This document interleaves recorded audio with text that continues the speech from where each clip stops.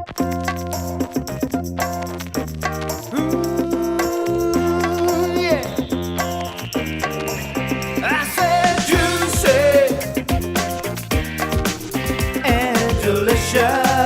yeah, yeah. And today we're really focusing on tea and really how you enjoy it at home.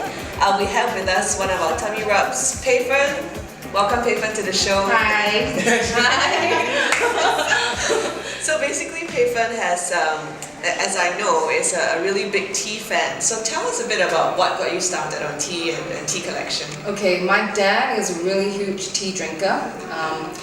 He really enjoyed just reading newspapers with a nice pot of Earl Grey. I mean pot, it's not just a cup, he needs to have a pot. And he just went on to drinking Chinese tea and it became just a huge world affair. He started having all the accessories, because my dad always, when he starts something, he just goes all the way. Yeah. So I ended up inheriting a lot of the things that he decided, okay, he didn't want to use it anymore. He bought new things. So I always kept getting the new old things. Yeah. And so I just kept growing my collection, and after a while, it got to a point whereby, okay, I decided I needed some place to really showcase it. So when I moved to my new place, I decided to ask a contractor to actually have an area where I could, have all my teacups and my tea collection and all my canisters of tea. That was very important, because otherwise it would just be on the cupboard and it's really sad because you can't really see it. So you'd say that the tea, like the teacup, the wear is just as important as definitely. Because if you're having a really good cup of tea, you're putting in like a $2, $3 mug that is made of ceramic. It doesn't really bring the taste out. Yeah. But if you're having something made of fine bone china, you feel like you're drinking a really good cup of tea and you're looking at it. The whole experience is more complete. Yeah.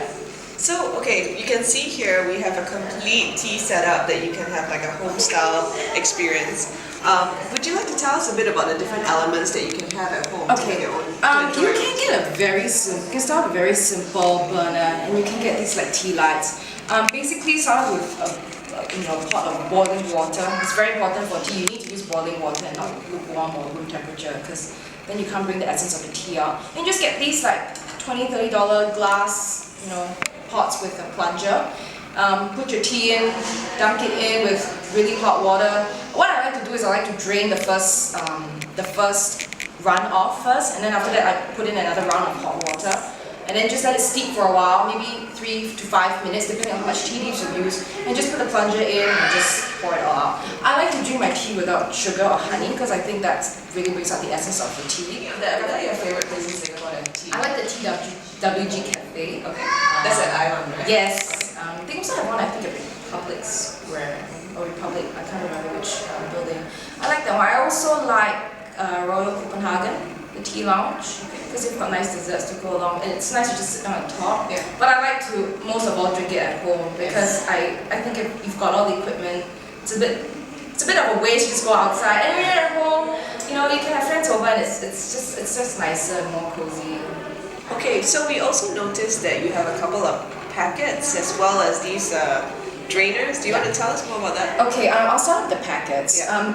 When you're at home, you have a little bit more time, you should try to make a nice pot of loose leaf tea. But if you don't, or you're in the office and you still want to have good, decent tea, I like, a few of my favorites are Pei and TWG. I just love TWG. Almost all my tea is from TWG. So which are your favorites of TWG? I like their Earl Grey, because it's not like the Earl Grey. And I also, it's a little bit more sexy. Okay. Yeah, it's not like the usual Earl Grey. Yeah, and it doesn't have that, like, some Earl Greys from different tea brands, they have a bit of a stronger bergamot smell, so sometimes you feel like you're really drinking an essential oil. Yeah. That the smell just kind of overpowers you, and then that's a bit like, Some people like that stronger smell. I prefer a little bit, something a little more mild. This one is my favorite, and this one this will just debunk the whole myth of proper tea making. A lot of people are like, oh, I need to have this equipment, that equipment. No, it's really simple. Like, I got this at Daiso for $2. I also got this from Daiso at $2. They work the same way. You just basically put tea leaves in there, and then you just close it and put boiling water, and then you're done. This one I got from IKEA, and it works well, but the only problem is that sometimes the hinges do get a little bit loose. So, it's up to you how often you drink it. If you're just a recreational drinker, then it's fine. You don't have to put it in the entire pot. Sometimes you just want to have just one cup, so that's fine. I like this one from Daiso a lot because it's like a spoon, so it's easier and you don't get it so messy. So what you do is that you just put in, depending on how much you want. I like my tea quite thick, so you just put in and you just close it up. And then shake it all off. And then just close it up.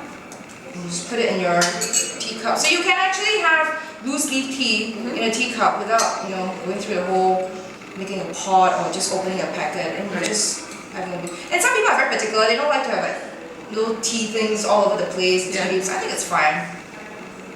Tea is very high in antioxidants, and it's also very good to drink on a hot day. Some people like hot day. Some people like to sip warm tea on a hot day because they find that it actually cools the system down. In fact, in China, they almost exclusively in the villages they drink hot Chinese tea. Can you imagine in the heat of a Chinese summer, you're drinking hot Chinese tea? That you can't wrap your head around that, but apparently they feel that it has a cooling effect. So I haven't tried that yet because it usually is too hot for me to even contemplate doing that. So that means it's good for Singapore weather. It is. It's very good for Singapore weather. On a cold day and a cold day and a warm day. The only thing you have to be concerned about tea is that it is a diuretic, so it does leach your body of moisture and water. So after you have a bit of tea, get a bit dry. Sometimes your throat gets a bit parched. So that's why some people prefer to have tea with honey. That's fine too, but don't go overboard with it. Like even for me, I've learned to just have maybe a couple of cups a day, and that's enough. Okay. Yeah. But speaking of weather, right?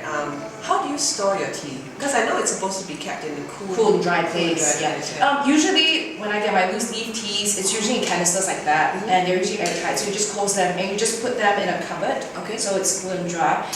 Do you freeze your tea leaves? Because some people do. Some people do that. The only problem I find when I freeze my tea leaves is that after that I have to wait a very long time for the leaves to disintegrate into the water, and by then the water is usually already lukewarm. So I have to go for another round, and by then the strong taste of it is gone. Take for example, like some people, they buy maybe a big quantity of tea leaves. Like this one is poor from China. So look at that. Okay, yeah. It looks it looks a bit sordid, but this is very good quality poor, and it comes in a cake like this. When you don't need to freeze it. Some people prefer to put it in a Ziploc and keep it, but it makes it even drier than it already is. The tea leaves are already usually dry, so you should just pop this into like a pot and let it disintegrate. There really is no need to put it in the fridge. So now we're gonna make kind of like an easy to do homemade. Yes, that anyone can do. And this particular flavor is... Okay, this one is really interesting. It's called Geisha Blossom Tea from TWG, and it's green tea, a bit of a fruity taste in it. I really like TWG because it has a lot of fruit infusions paired together with your traditional black tea or traditional Earl Grey. So it gives a bit of a twist. And like I mentioned, it's really good to enjoy that in our weather here, especially when it's a hot day and you ice it. And it's very simple. If it's just one person drinking it, depending on how much you want your tea to be tasting very thick or very thin, you just put a little bit in. It's very nice. You just put it in like a glass pot with a plunger. I'm just doing a little bit here now, and then make sure it's boiling water. It has to be boiling water, otherwise then your tea will come out tasting very limp. Just have a little bit of it. And so that's for about one person? That's for like one person, and if you want more, you can always add more.